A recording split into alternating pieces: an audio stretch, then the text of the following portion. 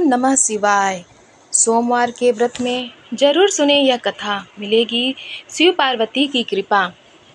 सोमवार का दिन शंकर भगवान को समर्पित होता है। आज के दिन भक्त भोलेनाथ को प्रसन्न करने के लिए विशेष पूजा अर्चना करते हैं।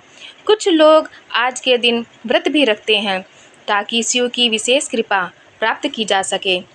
बाबा भोलेनाथ के आशीर्वाद के लिए आप भी सोमवार का व्रत कर रहे हैं तो शिव व्रत का कथा को पढ़कर या सुनकर इस उपवास को पूरा करें। नारद पुराण के अनुसार सोमवार व्रत में व्यक्ति को प्रातः स्नान करके शिव जी को जल और बेलपत्र चढ़ाना चाहिए तथा शिव गौरी की पूजा करनी चाहिए। शिव पूजन के बाद सोमवार व्रत कथा सुननी चाहिए। इसके बाद केवल एक समय ही भोजन करना चाहिए। साधारण रूप से सोमवार का व्रत दिन के तीसरे दिन तक होता है, मतलब शाम तक रखा जाता है। सोमवार व्रत 3 प्रकार का होता है: प्रति सोमवार व्रत, सौम्य प्रदोष व्रत और 16 सोमवार का व्रत। इन सभी व्रतों के लिए एक ही विधि होती है। चलिए जानते हैं सोमवार व्रत की कथा। एक समय की बात है, किसी नगर में एक साहूकार रहता था। उसके घर में धन की कोई कमी नहीं थी, लेकिन उसकी कोई संतान नहीं थी। इस कारण वह बहुत दुखी रहता था। पुत्र प्राप्ति के लिए वह प्रत्येक सोमवार व्रत रखता था और पूरी श्रद्धा के साथ शिव मंदिर जाकर भगवान शिव और पार्वती जी की पूजा अर्चना किया करता था। उसकी भक्ति देखकर एक दिन माँ पार्वती प्रसन्न हो गई और भगवान शिव से उस साहूकार की मनोकामना पूर्ण करने का आग्रह किया। पार्वती जी की इच्छा सुनकर भगवान शिव ने कहा कि हे पार्वती, इस संसार में हर प्राणी को उसके कर्मों का फल मिलता है और जिसके भाग्य में जो हो उसे भोगना ही पड़ता है। लेकिन पार्वती जी ने साहूकार की भक्ति का मान रखने के लिए उसकी मनोकामना पूर्ण करने की इच्छा जताई।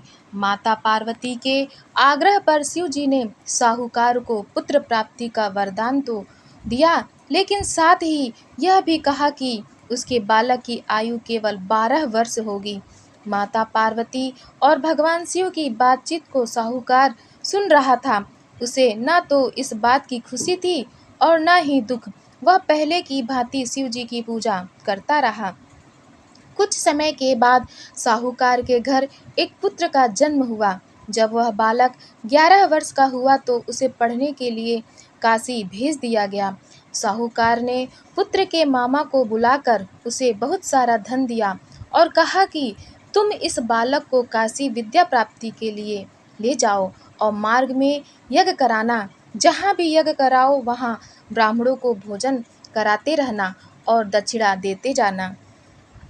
दोनों मामा भांजे इसी तरह यज्ञ कराते और ब्राह्मणों को दान दक्षिणा देते काशी की ओर चल पड़े। रात में एक नगर पड़ा जहाँ नगर के राजा की कन्या का विवाह था, लेकिन जिस राजकुमार से उसका विवाह होने वाला था वह एक आंख से काना था। राजकुमार के पिता ने अपने पुत्र के काना होने की बात को छुपाने के लिए एक चाल सोची। साहूकार के पुत्र को देखकर उसके मन में एक विचार आया। उसने सोचा, क्यों न इस लड़के को दुल्हा बनाकर राजकुमारी से विवाह करा दूं।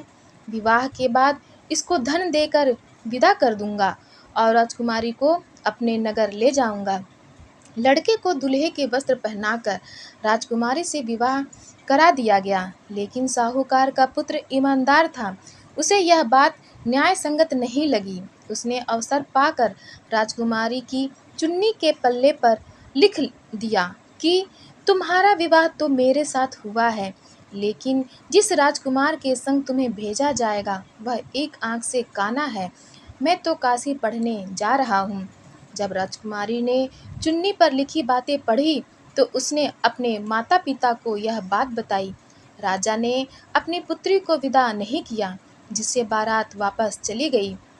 दूसरी ओर साहूकार का लड़का और उसका मामा काशी पहुँचे और वहां जाकर उन्होंने यज्ञ किया।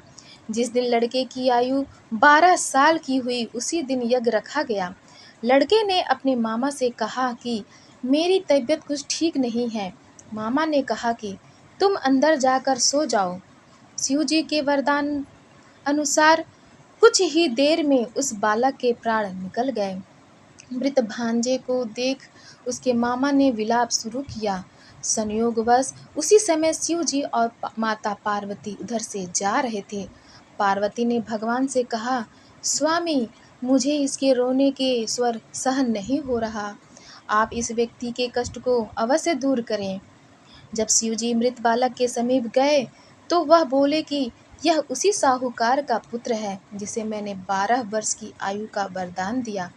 अब इसकी आयु पूरी हो चुकी है। लेकिन मातृभाव से विभोर माता पार्वती ने कहा कि हे महादेव, आप इस बालक को और आयु देने की कृपा करें, अन्यथा इसके वियोग में इसके माता पिता भी तड़प तड़प कर मर जाएंगे। माता पार्वती के आग्रह पर भगवान शिव ने उस लड़के को जीवित होने का वरदान दिया। शिव जी की कृपा से वह लड़का जीवित हो गया। शिक्षा समाप्त करके लड़का मामा के साथ अपने नगर की ओर चल दिया।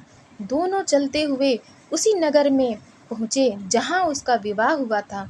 उस नगर में भी उन्होंने यज्ञ का आयोजन किया। उस लड़के के ससुर ने उसे पहचान लिया और महल में ले जाकर उसकी खातिरदारी की और अपनी पुत्री को विदा किया। इधर साहूकार और उसकी पत्नी भूखे प्यासे रहकर बेटी की प्रतीक्षा कर रहे थे। उन्होंने प्रण रखा था कि यदि उन्हें अपने बेटी की मृत्यु का समाचार मिला तो वह भी प्राण त्याग देंगे, परंतु अपने बेटे के जीवित होने का समाचार पाकर वह बेहद प्रसन्न हुए। उसी रात भगवान शिव ने व्यापारी के स्वप्न में आकर कहा, हे श्रेष्ठी, मैंने तेरे सोमवार के व्रत करने और व्रत कथा सुनने से प्रसन्न होकर तेरे पुत्र को लंबी आयु प्रदान की है। इसी प्रकार जो कोई सोमवार व्रत करता है या कथा सुनता है और पढ़ता है, उसके सभी दुख दूर होते हैं और समस्त मनोकामनाएं पूर्ण होती है। बोलो भोले बाबा की जय।